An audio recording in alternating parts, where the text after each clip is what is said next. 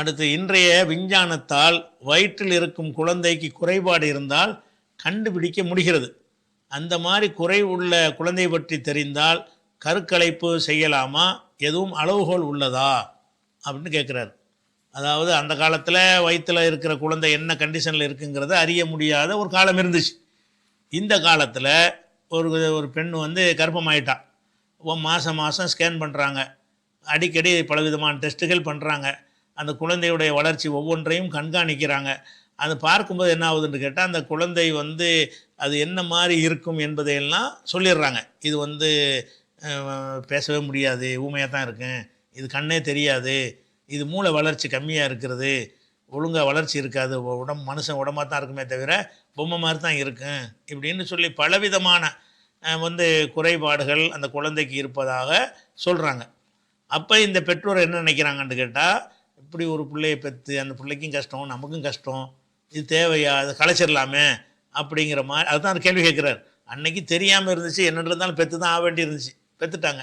இன்றைக்கி வந்து கருவில் இருக்கும் பொழுது இது வந்து ஒரு தாங்க முடியாத ஒரு நிலையில் இருக்கிறது, அந்த குழந்தைய பார்த்து பார்த்து பார்த்து பார்த்து கவலைப்படுற மாதிரி வருங்கிற அளவுக்கு உள்ள விஷயமா இருக்கும். சிலது வந்து எந்த மூளை வளர்ச்சியுமே இருக்காது, பொம்மை மாதிரி இருக்கும், புள்ள வளர்ந்துக்கிட்டே இருக்கும், எதுவுமே இருக்காது, அப்படி இருக்கிற மாதிரி தான் இருக்கும்னு அவங்க சொல்கிறாங்க.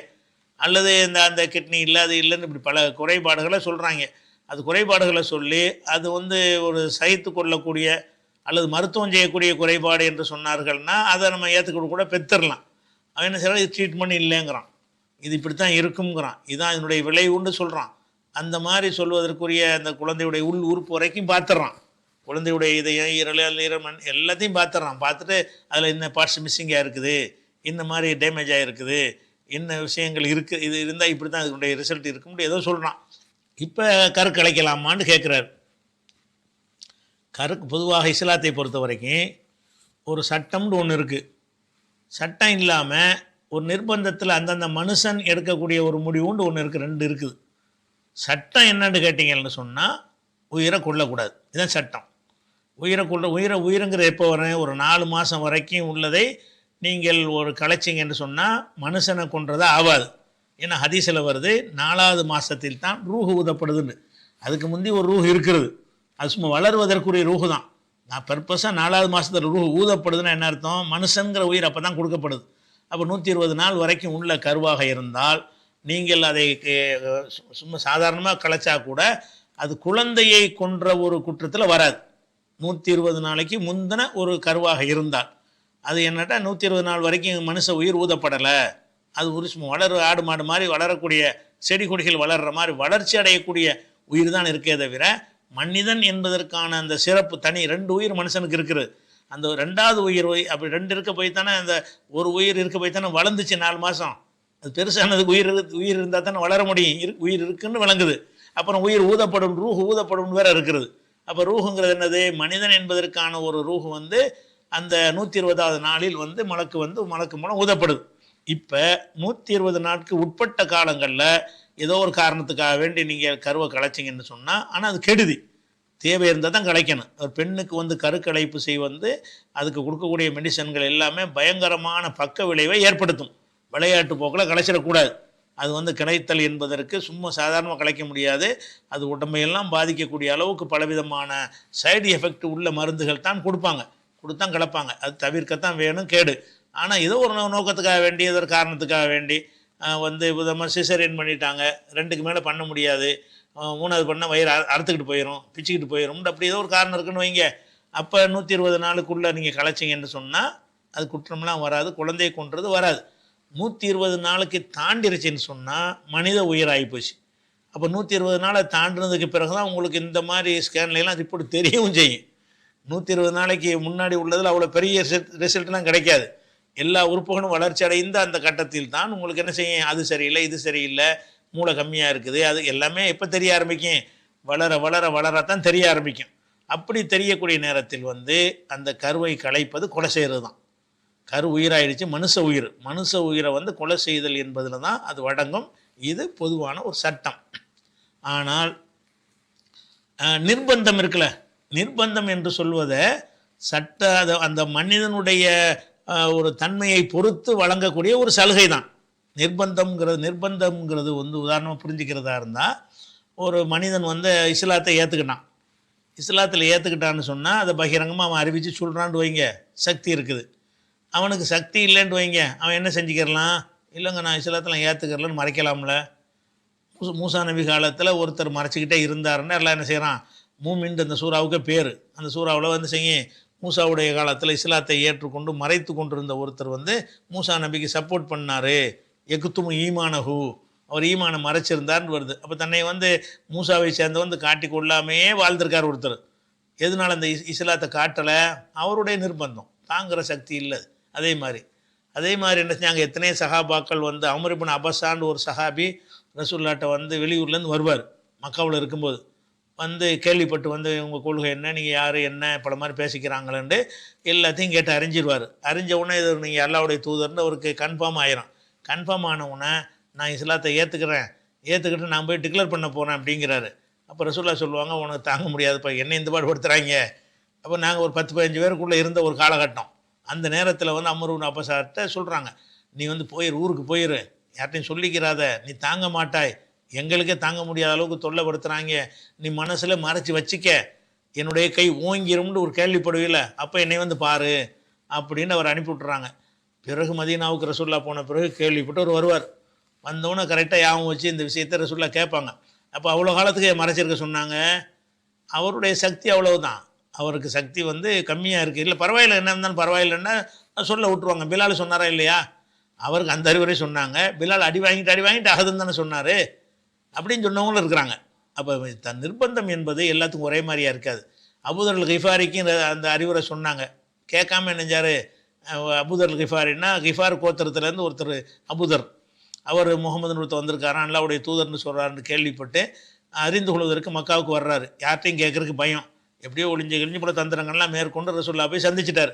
அது பெரிய சம்பவம். சந்தித்த உடனே ரசூலுல்லாஹ்ட்ட சொன்ன போதனையெல்லாம் கேட்டு நீங்கள் அல்லாஹ்வுடைய தூதர்னு நான் ஒத்துக்கிட்டேன்னு சொல்லிட்டு நான் போய் காபாவில் போய் சொல்ல போகிறேன் அப்படின்னு சொல்கிறாரு. வேணாம்ப்பா, ரொம்ப தொல்லைப்படுத்துவாங்கன்னு, அதெல்லாம் நான் சொல்லத்தான் செய்வேன்ட்டு போய் அங்கே என்ன செய்கிறார், அஷ்ஹது அல்லா இலாஹ இல்லல்லான்னு சொல்கிறாரா, அடியை போட்டாங்க, பயங்கரமாக தாக்க ஆரம்பிக்கிறாங்க. அப்போ அபூபக்கர் அங்கே நிற்கிறார், ஓடி வந்து சொல்கிறார், இவர் அடிக்காதீப்பா, இவர் வந்து கிஃபார் கோத்திரத்தை சேர்ந்தவர், அந்த ஊர் வழியாக தான் நீங்கள் சரக்குகள்லாம் வெளிநாட்டுக்கு போகுது, வெளியூர்களுக்கு நீங்கள் வியாபாரம் பண்ணிகிட்டு இருக்கிறீங்க, இதை கேள்விப்பட்டான்னா ஒரு பருக்க கூட அங்கேருந்து போகாது, அங்கேருந்து வராது, தடுத்து போடுவாங்க அப்படின்னு சொன்னோன்னு பயந்துக்கிட்டு அடிக்கிறத விட்டாங்க. அந்த ஆண்டவே வழியில் இருக்கக்கூடிய ஊர் அது, அந்த ஊரை சேர்ந்தவருங்கும் போது நம்ம போக்குவரத்து செய்ய முடியாமல் போயிடும்னு பயந்து அவர் அடிக்காமல் விட்டாங்க. அப்போ அவரை வந்து நீங்கள் சொல்லாதப்பான்னு சொல்லி போய் சொன்னாரா இல்லையா, அவருக்கு தாங்குகிற சக்தி இருக்குன்னு நினச்சார். அடிச்சுட்டு போட என்ன இப்போ. அப்போ அது யாருக்கு எவ்வளோ சக்தி இருக்குங்கிற அவங்கவுங்க தான் தீர்மானிப்பாங்க. இப்போ ஒரு டாக்டர் சொல்கிறாருன்னு வைங்களேன், இதுக்கு வந்துக்கிட்டு இதை செய்யலாமா கூடாதாங்கிறதுக்கு சட்டம் வந்து கூடாது, முடிஞ்சு வச்சுக்காத. நிர்பந்தத்துக்கு சலுகை இருக்கான இருக்குது. நிர்பந்தமான நிலையில் உனக்கு என்ன இயலாது என்று நினைக்கிறியோ அது செய்யாத. உனக்கு எது நிர்பந்தம்ங்கிற ஒரு காரணத்துக்காக செய்கிறத வந்து ஒரே மாதிரி எல்லாத்துக்கும் சட்டம் சொல்ல முடியாது. இப்போ ஒரு குழந்தை வந்து இந்த மாதிரி இருக்கேன், உங்கள் குழந்தை வந்து இன்னும் 6 மாதம் கூட வண்டி பிறந்தா கூட 3 மாதத்தில் செத்து போயிடுறேன் அப்படிங்கிறாங்க. அதை என்ன செய்யலாம், அந்த பெற்றோர்கள் வந்து 3 மாதத்தில் சாவுண்டா பெரிய பெத்தும் கஷ்டமாக, மனசு ரொம்ப சங்கடமாக இருக்குமே, 3 மாதத்தில் சாவத்தானே போகுது, அதுக்காக வேண்டி இவ்வளோ ரிஸ்க் அப்படின்ற ஏதோ ஒரு காரணத்தை வச்சு அவங்களுக்குள்ளே கலந்துரையாடல் பண்ணி முடிவெடுத்து வேணாம் கிடச்சிருவோன்னு எடுத்துட்டாங்க. அவங்களுக்கு அந்த உரிமை இருக்குது, நிர்பந்தத்தில் அவங்க செய்கிறாங்க. அதே நேரத்தில் ஒருத்தங்க நினைக்கிறாங்க, ஒரு 3 மாதம் இருக்கும்னு இருக்குல்ல, 3 மாதம் இருக்கட்டுமே, அது வரைக்கும் வளர்ப்போமே, அதெல்லாம் அல்லாஹ்வுடைய நாட்டம் இருந்தால் அது கூட மருத்துவங்கள் கிடைச்சாலும் கிடைச்சிருமே அப்படின்னு பெற்றுக்கிறாரு, அவருக்கு உரிமை இருக்குது. அப்போ ஒரே விஷயத்துக்கே வந்து ஒருத்த பெற்றோர் ஒரு முடிவு எடுக்கலாம், இன்னொரு பெற்றோர் முடிவு எடுக்கலாம். அவங்களுடைய மனநிலை, அவங்களுடைய தாங்கும் சக்தி, அதையெல்லாம் பொறுத்து என்ன செய்யும், அந்த முடிவுகள் வரும்.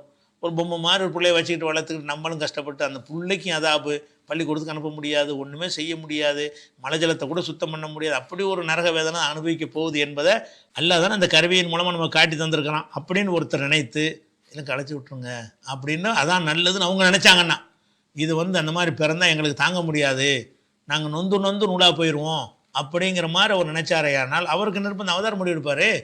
இதில் வந்து யார்கிட்டையும் பொதுவாக கேட்டீங்கன்னா கூடாதுன்னு தான் சொல்லுவாங்க, நானும் கூடாது தான் சொல்லுவேன், கிடைக்கலாம்னா கூடாது, அது ஒரே விஷயம்.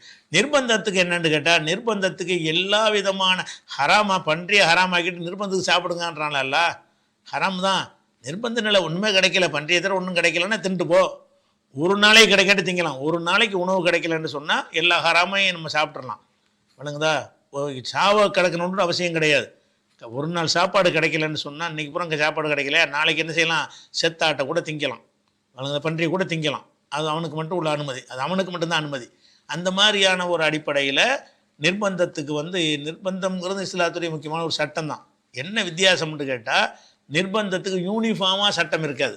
நிர்பந்தம் என்பது ஒவ்வொரு மனிதனுடைய தன்மையை தாங்கும் திறனை பொறுத்து மாறும். எனக்கு 3 நாளைக்கு நான் சாப்பிடாம இருப்பேன். ஒருத்தனுக்கு 2 வேளை சாப்பிடாக்கட்டோட இருக்க முடியாது. அவனுக்கு தகுந்த மாதிரி முடிவு அவன் எடுப்பான், நான் எனக்கு தகுந்த மாதிரி முடிவு நான் எடுப்பேன்.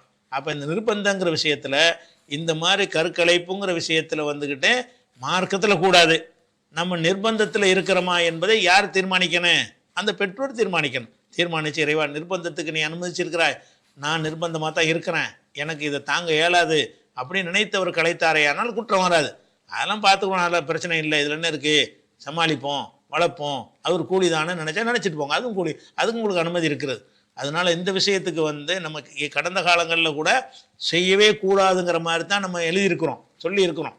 ஆனால் அப்படி சொன்ன பிறகு 2-3 கேஸில் இப்படி தாங்க இருக்குது, கலைச்சிடாதிய அப்படின்னு சொன்ன பிறகு என்கிட்ட கேள்வி கேட்ட அந்த 2-3 பேருமே கலைச்சி விட்டாங்க. அவ்வளோதான், நீங்கள் சொன்னீங்க ஆனால் அது முடியலைங்க எங்களுக்கு அப்படின்னு சொல்லி பிறகு என்கிட்ட சொல்கிறாங்க.